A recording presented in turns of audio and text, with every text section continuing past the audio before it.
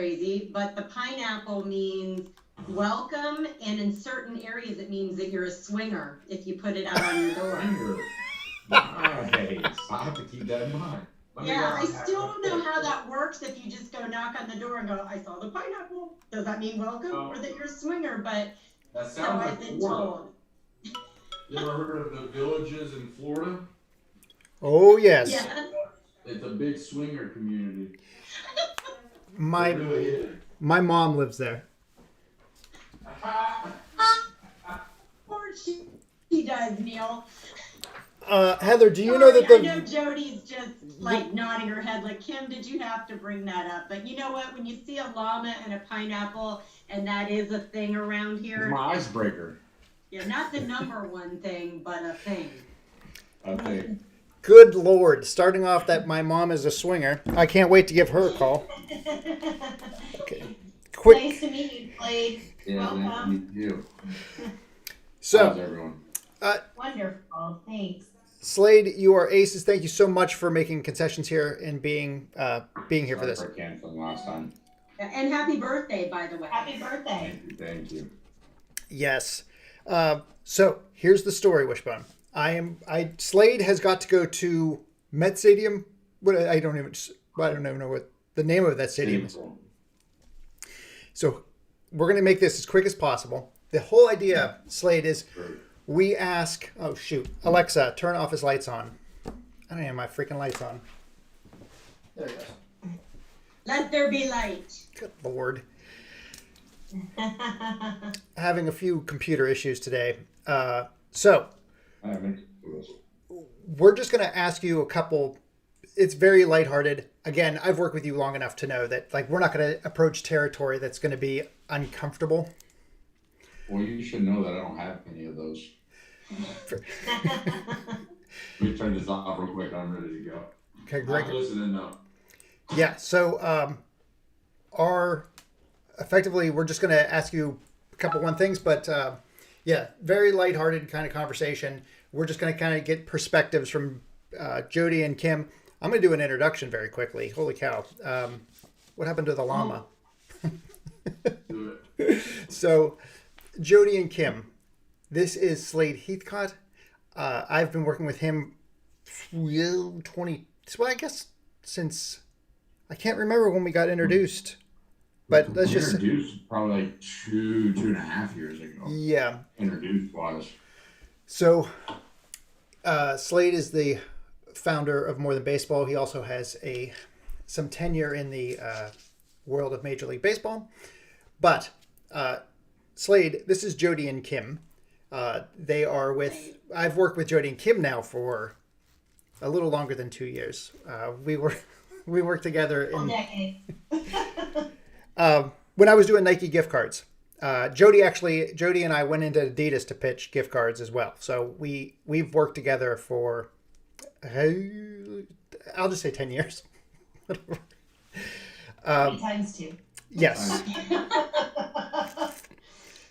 But anyways, we've been kind of we've always kind of tethered the way we work together. And again, she works in the payments industry. She's done a lot of stuff in that regard. She's connected to a lot of people from Visa through, I want to say Wendy's? No. Is it Wendy's? Yeah. On Wendy's. Yep. Marketplaces. We're doing some stuff in stadiums now too. And Slade, I noticed you do a nutraceutical company, and we do nutraceuticals too. I think I have my hands in a couple of things. I think you Neil do has, too. that Neil has learned. So, yeah, I try to wear a lot of hats, but You nice sure to do. try to. Yes. So he's a serial entrepreneur. And that's one of the reasons I wanted to bring him on here because not only does he bring a perspective that is unique from he's worked in, Major League Athletics, we'll say, but he's working with athletes. He's working with incredible brands like the collagen business that he's got started. So I had to wash this shirt because I wore it over the weekend. I had to wash it. Good luck. Jeez, oh man. So, anyways, he's got his. So I figured that he would be a perfect guest to bring on because not only does he bring an interesting perspective from the world of sports, but he's doing some things in the philanthropic space that I bring him in for. So because of the Battlefield way we're recording this, I just kind of wanted to give everybody some. It's going to be fast and loose today. So, are you guys okay with all this? Yep, we're good. All right, let me I think kick. we've already covered the tough topics with your mom being a swinger, so. Yeah, all right. That's how we were Now it's all up. open. Yeah. I just sent her a birthday card. I should have sent her a WTF card. Like, what is going on down there? We're loose, man. We're loose. All right. So, greetings, everybody. And, oh, sorry about that. There you go. Hello, once again, and welcome to another episode of One Thing. I'm your host, Neil Bauer, and I'm here with the always lovely Kim and Jody from ePayments. A fresh approach to payments. See, I don't even have to do it that time, like after the last episode. I can't get any better with a fresh approach to payments. Today we have a very special guest, somebody that I've been working with for a while. Really, really exciting to bring this individual on. He has played for, well, he was the first round draft pick for the New York Yankees in 2009. He has then gone on to play for the Athletics. He now actually is a founder of a couple nonprofits. The main one right now is More Than Baseball, an organization dedicated to the support and fostering of minor league baseball, their players, and making sure that they have an equitable situation as they grow up into major league players.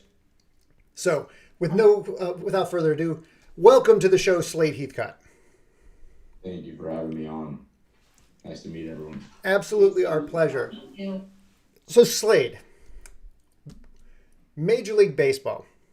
I've got to ask this question. I don't think I've even asked this of you. This isn't my one thing. What was it like getting that call being on the New York Yankees?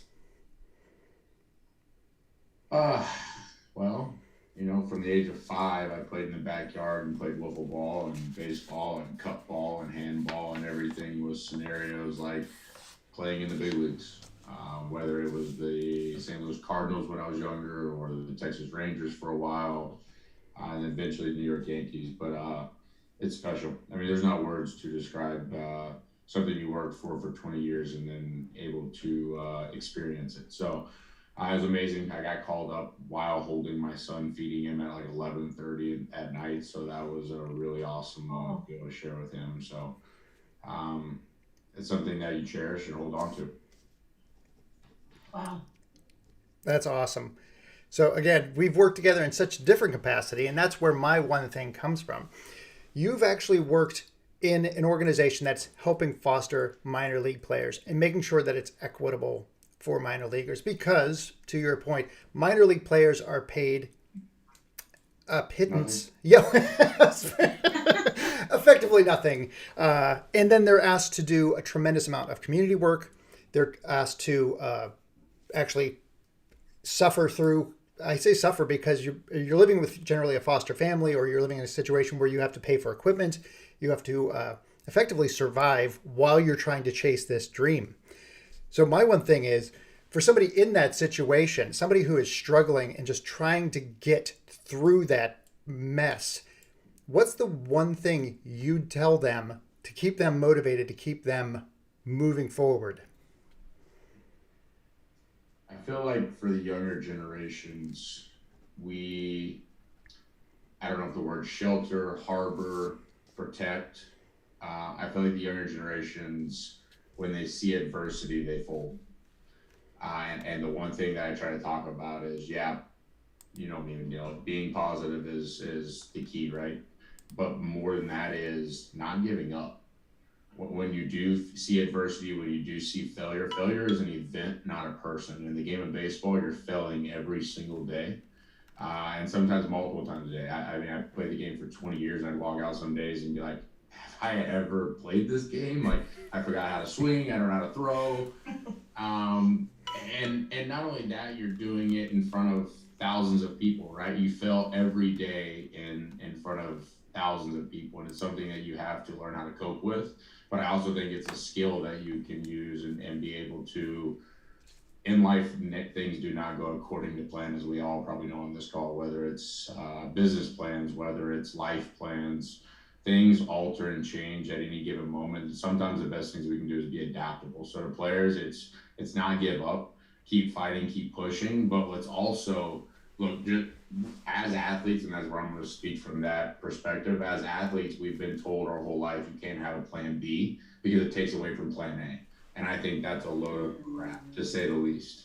And for players as a minor leaguer that's making less than $10,000 a year before taxes, right? Like we know half of players go into debt every year, right? So what can they do? They can go out and we can complain and we can moan and we can say the system should be better, or we can go out and do something about it. And that's what we're trying to do at World of Baseball is share a message that you can control your own future by doing things on your own, while also still focusing on your career, because bottom line is you have to make money and you have to eat and you have to have somewhere to stay to be able to be good at your job.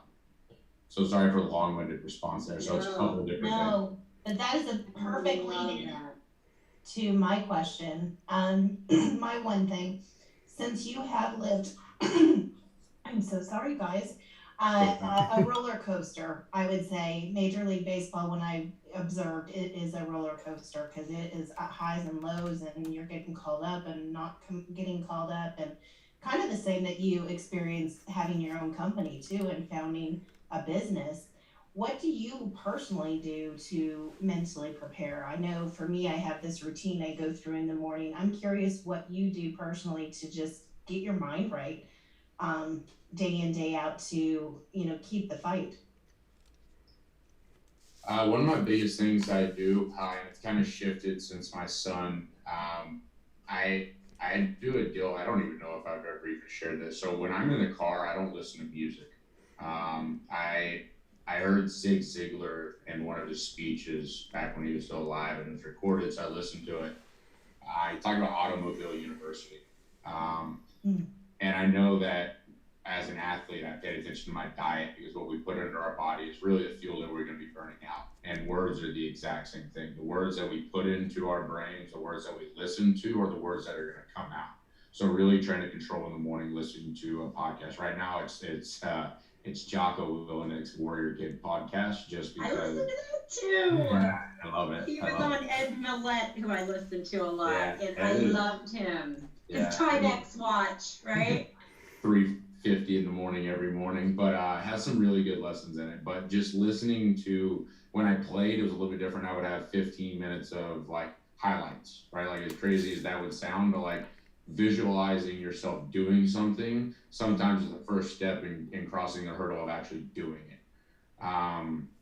So it's a mixture of podcasts, it's yoga, it's meditation, which I've definitely slacked off on. But when I was playing, the routine was meditation in the morning, my diet, my coffee, waking up at the same time, but then listening to the words we're listening to. If we keep listening to that, we're not going to do something, or we listen to people that are gossiping negative stuff all day long, or music's great and that's therapeutic, and there's definitely times for it, but for me it's listening to podcasts that are teaching me something, that are making me grow, because I think one of the biggest thing in one of the fields that I work in is depression, and I believe depression sinks in when we have stagnant lives. So if we're not growing and we're not experiencing new things, I feel like that's where depression comes from. I love that. Thank you. Well, that's awesome. You know what? If you're like into putting good fuel into your body and that's what drives you, you should listen to our last episode featuring Tessa Edick from Farm On Foundation. Definitely will. She was awesome. She was talking about the way we not only bring food into our homes, but the way we are actually procuring foods that we actually eat is way backwards. And she'll go into people's homes who think they're eating right. She'll open up the fridge and throw everything out, saying like, this is, you've got it, not only the food pyramid inverted, but you're not even on the same chart. So Right. She was very much a proponent of changing the way food gets brought into communities, the way people approach food from a one-on-one, just like you're saying. Definitely listening. Yeah. So she is freaking fantastic. And what's really very strange, and ladies, I don't know if you're catching on to this, we work in entirely different industries, But the people we're bringing on are mentioning the same exact conversations, whether it be with I positivity, know. with Zig Ziglar, like with these, basically, they're all using this positive engine, and it's fantastic. From a billionaire from Encrypting Brilliance, Michael Karasman, Harrisman. like from him to somebody who's running a farm in upstate New York to a Major League Baseball player, like all of these people are kind of share the same, oh my gosh, spiritual, energetic harmony. So it's absolutely wonderful to see. So sorry on that diatribe. Geez, oh man. No, I love it. It's a common thread. And that kind of brings me, I guess, to my question, because I was so curious how your brain actually works at this point from, I more than baseball, you are merging vets with players. You're getting your pilot's license, for Christ's sake. I was like, wow, look at this guy. What, at this point in your life, do people bring you these things, or does your brain, are you just like, okay, I did the baseball thing, this was my dream, but now it's going to help me segue into, you're talking about health and nutrition, you're helping people, you're helping vets, you're helping the younger generation that I think in the age of TikToks doesn't have that, positivity, and that failure is an event. I love that. I wrote that down. Not a thing, not what you are. So at this point, how does your brain work, and how do you choose what you're going to throw your energy into and move forward with? Let me figure out how to make my long-winded response not long-winded. To my long-winded question. Yeah. Sorry. Your answer should be longer than the question, just so you're aware. So let's time it. Where's that time at?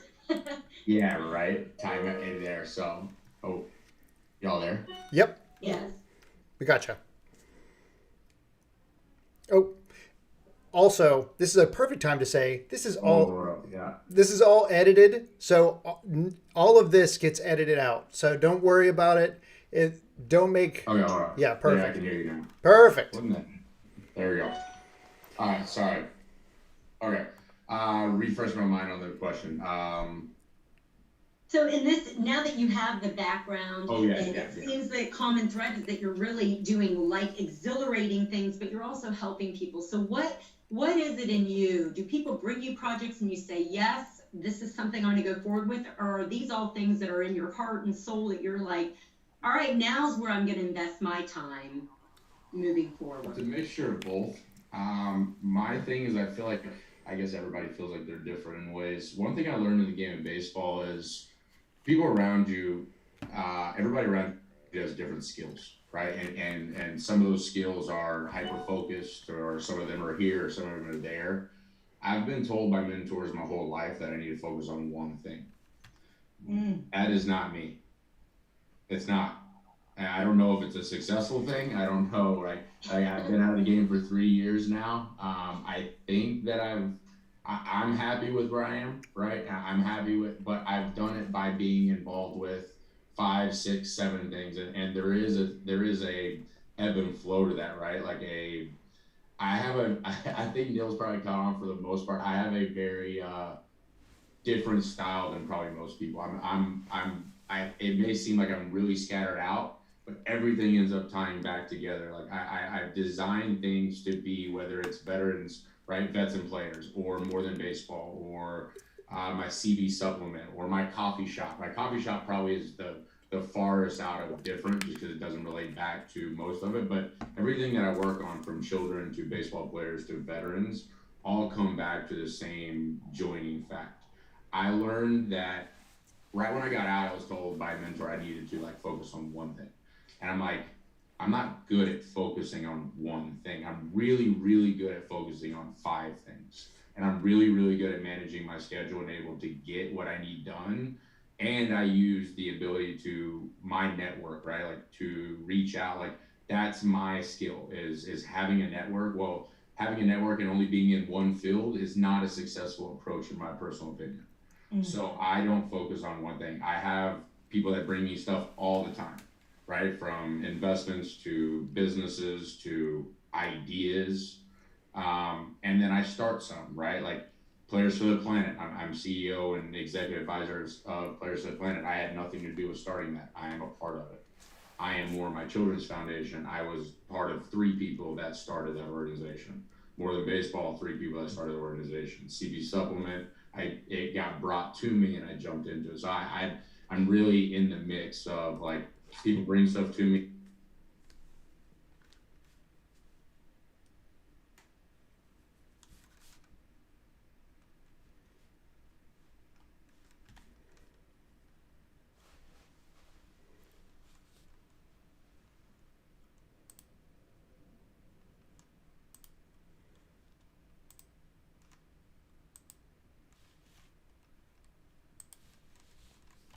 Very like cut and grind to like, look, the reality is whether we're in a nonprofit space, whether we're in a collagen space, whether we're coffee, we're all selling something, right? Like, let's not avoid it anymore, right? Like that's the nature of what we're doing.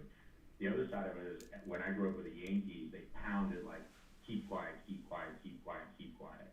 I got out of the game and I started being more in the nonprofit space, and I started thinking there's a right way and a wrong way, right? Like the one thing I learned from Jeter was like, just because you're a very large name doesn't mean you aren't the most down to earth, like legit person consistent every single day.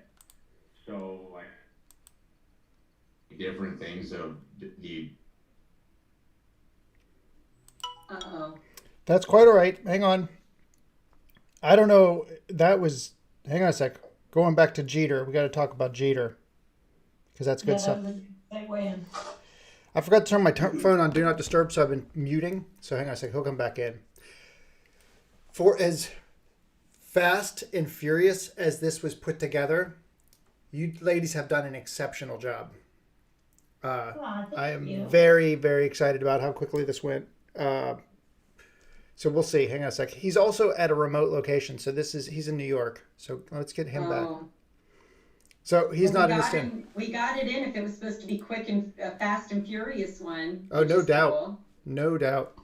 There he is. There's this computer freezing. Oh, Technology. shoot. That's your Mac? Remote with your llama. I know. And me and Neil have dug in this so many different times.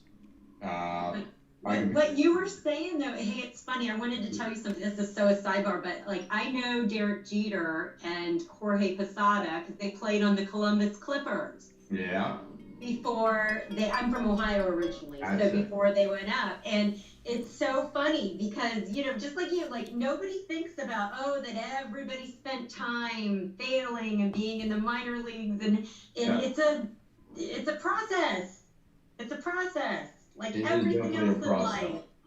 And I think there's a lot like between the entrepreneur, and I think minor leagues is a little bit different than most sports, right? Like, and that's why I think the military side of things makes so much sense because minor leaguers share a lot more in common with that lifestyle, right? Like being away from your family so much, not having tons of money, right? Like being on the road, substance abuse, alcohol abuse, like things of that nature. So there's such a big overlap, and like the thing that like Jeter that taught me was like you can be proud of what you're doing, and that's not a bad thing. But the Yankees drilled it into us like being proud, or cocky is the word to use, right? Like, and there's a way to be confident, not cocky, and that's what Jeter said and taught me. But like, if we don't share what we're doing, how does anybody else join?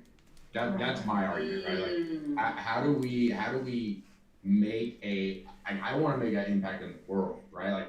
Like if that's one life or whether it's 10,000 lives, I want to make an impact in the world. How do we make an impact in the world if we don't share what we're doing? And there's a right and a wrong way to do that. Wow. I love that. I was told to keep ideas to yourself because someone will steal your ideas. And just like a farmer, if a farmer is like, I'm not going to share my seeds, I've got to do, like, there are too many seeds to plant on a regular basis. So you're going to have ideas that never manifest themselves.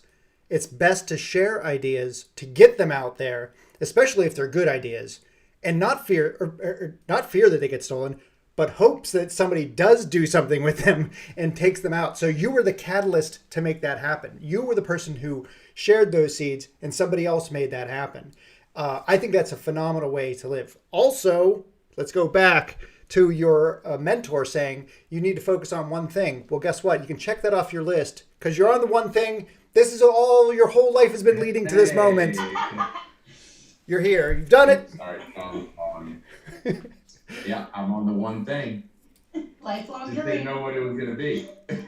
You didn't even know. Didn't even. Put it all together. But so this has been again through a goose type experience right now, and I know that you have to go and there's he's got some big stuff today that's going on.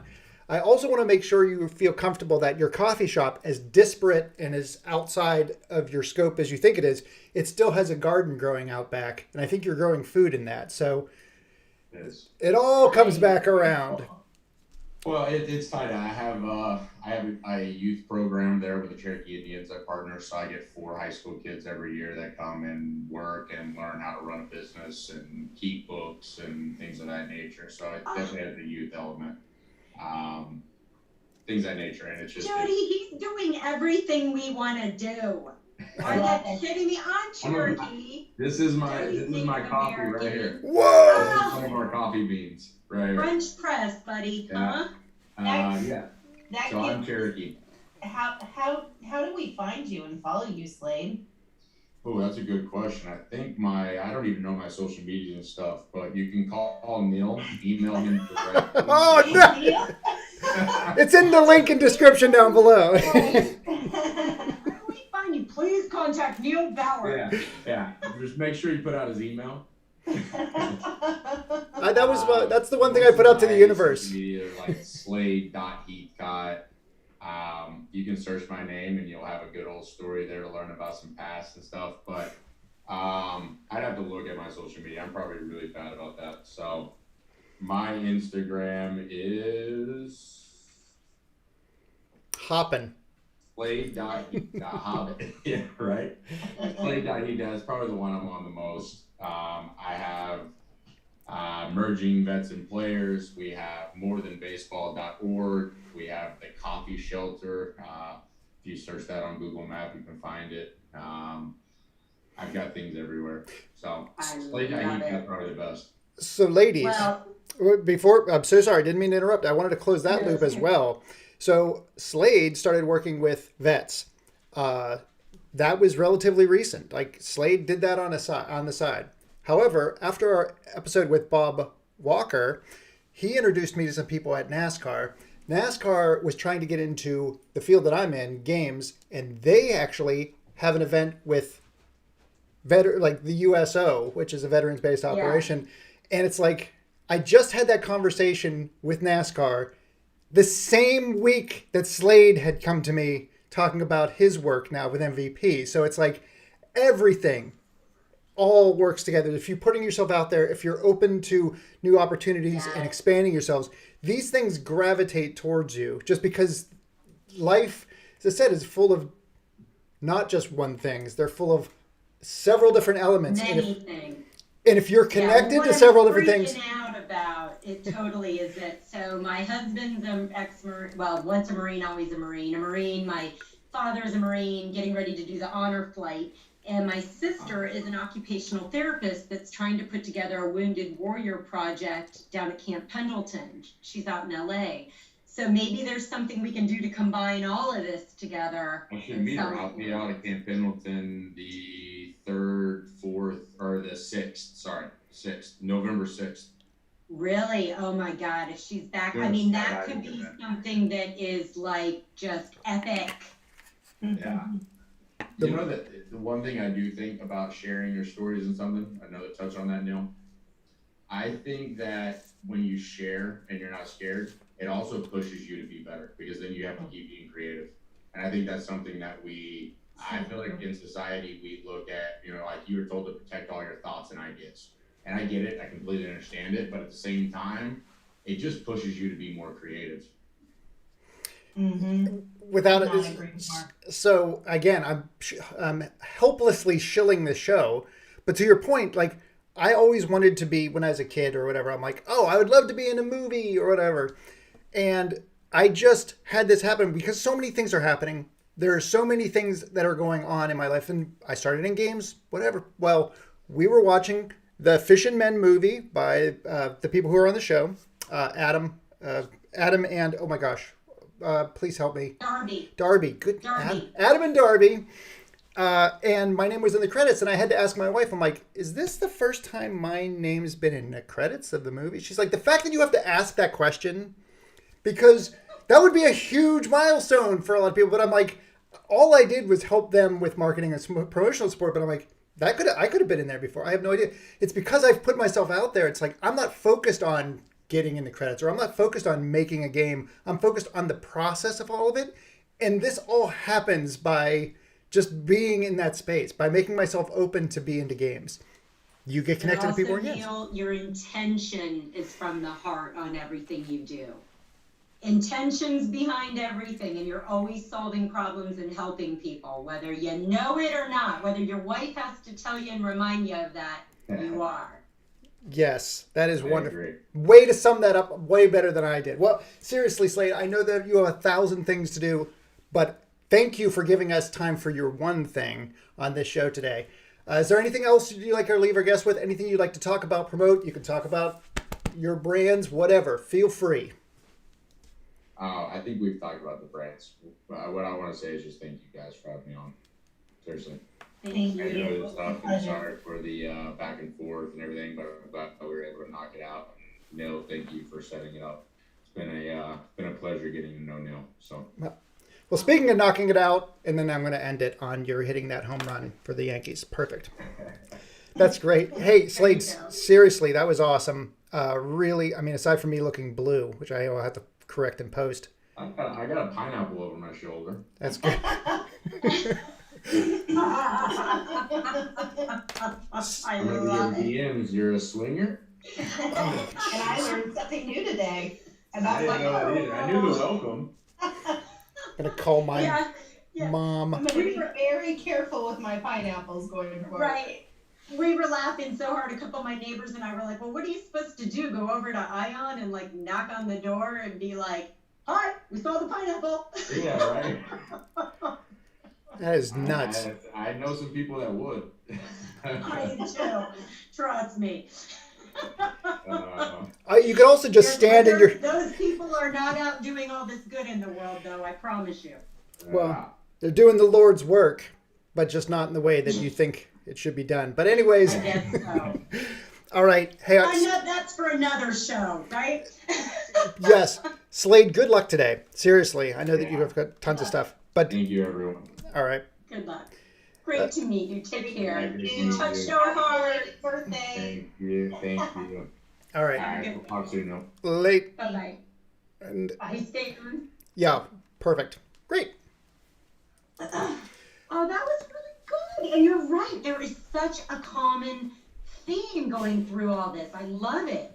So, Fish and Men, talking about the way the food industry changes, going into Farm On, and Farm On talking about the people talking about making changes to the way we're currently doing things, to somebody like Slade who's working in a philanthropic way to help not only veterans but younger generation Cherokee, like bringing them into the organization. Like all of these people are moving towards changing the way we're doing things, but they're also following that same thread that you guys talk about all the time, like Even Jack. Jack Plotnick. Jack, Jesus, and I can't even bring him up. Yeah, and I downloaded Jack's book. I didn't know it was going to be as long as it was. I was like, oh shit, my printer was going crazy.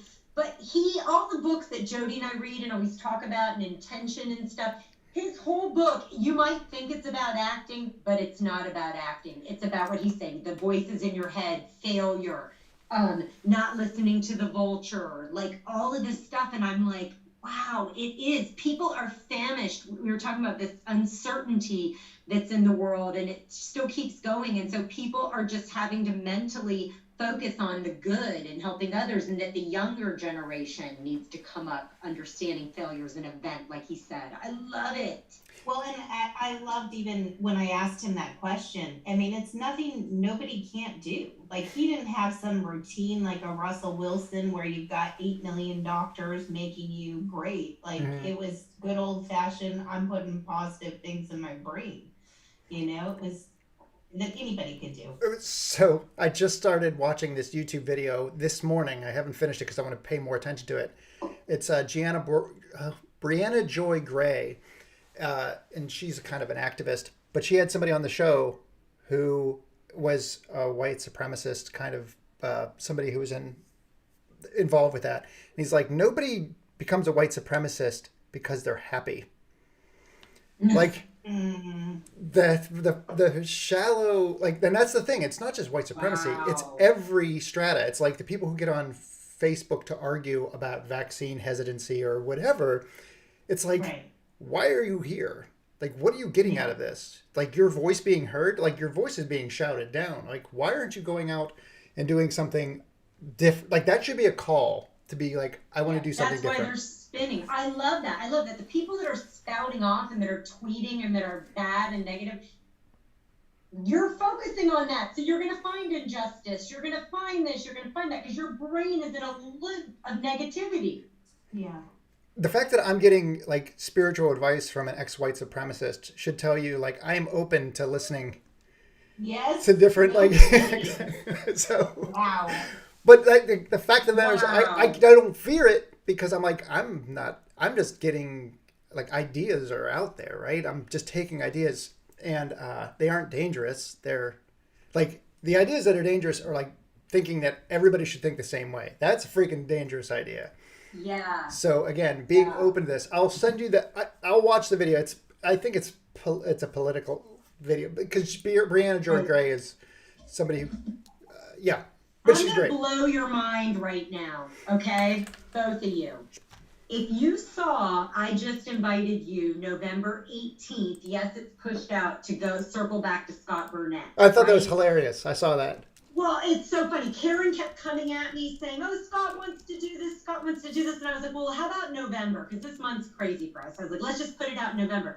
But if you think about it, what happened was where we've come full circle is at first we wanted to do something with Scott, not because he's this crazy business attorney and stuff. It was because he started doing that Deepak Chopra thing and he didn't know quite how to articulate it and integrate it into his business. That's why he had such trouble, because that guy's an author, a speaker.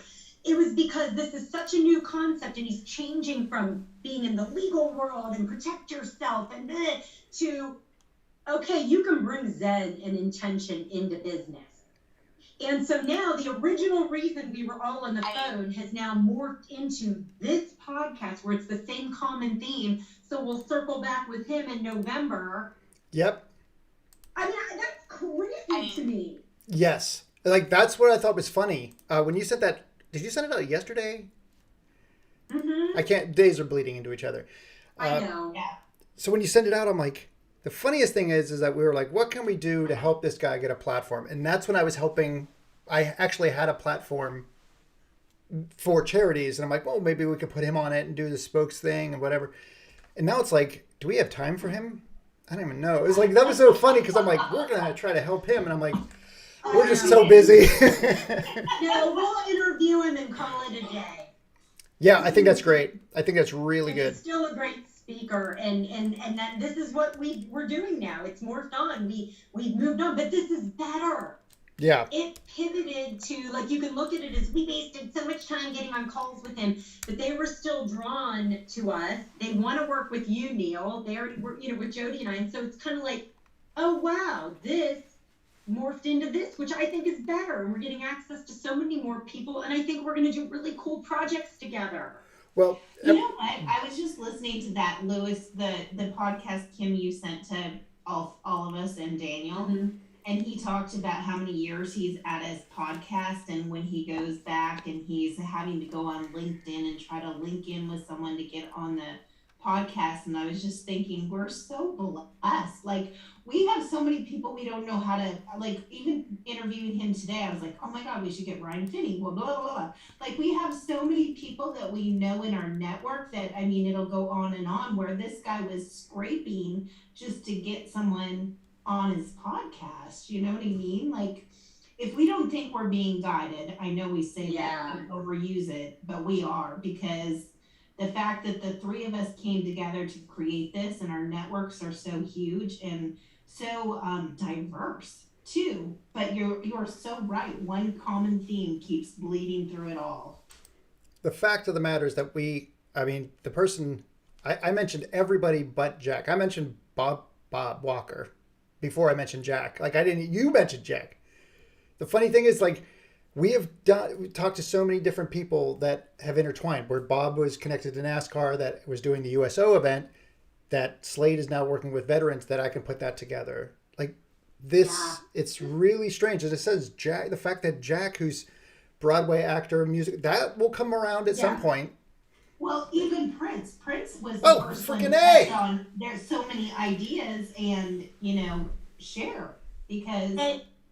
Jody! Oh my God! Okay, I'm sorry I keep talking, not to dominate, but Neil, the meeting that Jody wanted you to fly down to LA for is with Prince. I fucking forgot. We're meeting him on the whatever day that is, Friday the 14th or whatever. That's crazy. Here's the thing, Neil.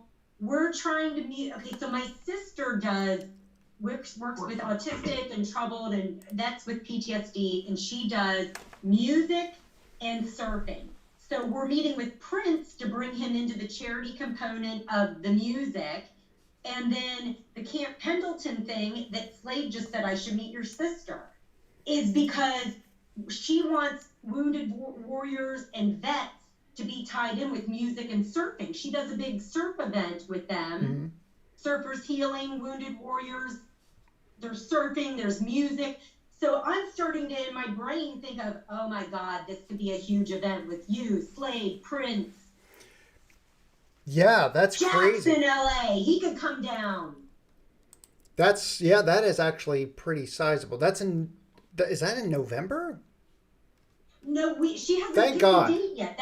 That's kind of what we're going out there to Thank talk goodness. about, the collaboration. But you're right. Yeah, I was going to say, when you're like, I got mixed up with the first date. I'm like, wait a minute, because that's a great idea. It just has to bake a little bit longer because Jack's down there. We've got a bunch. It probably wouldn't be till like spring or something, but that's what we're meeting with. Until Jody just said that, it didn't even occur to me.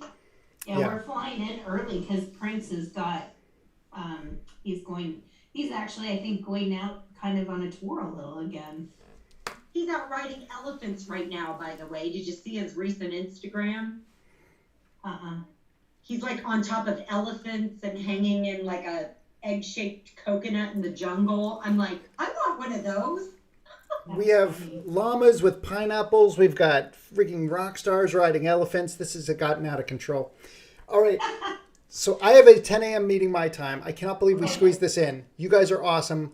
This one I'll try to get, as I said, the first part is perfect because we talk about swingers in Florida. That's the promo. And that's kind of how I'd like to do it. Sorry, guys. No, it's great. How I'd like to do these things going forward is take that first, like when they come on, be completely casual. Like as soon as someone comes on, we're not starting the show. We're just having them come on. We just have this little casual thing because that makes the promos so much easier. Just like in the last one with Tessa. I just took our first part and cut that out. So that Tessa one, again, I hope that was okay. I had to splice in. Dude, that took...